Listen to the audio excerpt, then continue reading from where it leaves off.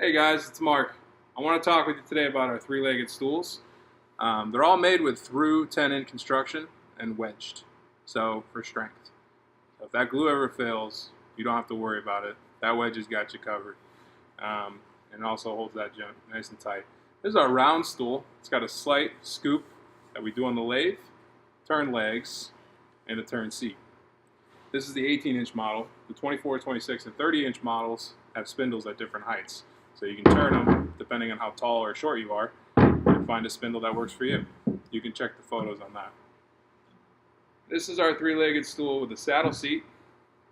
Same thing, mortise and tenon construction with the wedges on the tops, all the way around, here, here, here, and even in the back here. These are all exposed, a little tough to see, but when you buy them, you can see them.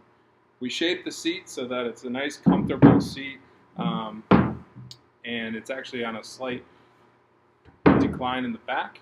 So when you sit on it, it makes your posture really nice. And I'll kind of demonstrate that for you. And I'm not gonna, I won't pretend. I'll actually sit on this. This is my personal stool, and you can see. So my shoulders are back, my back's there.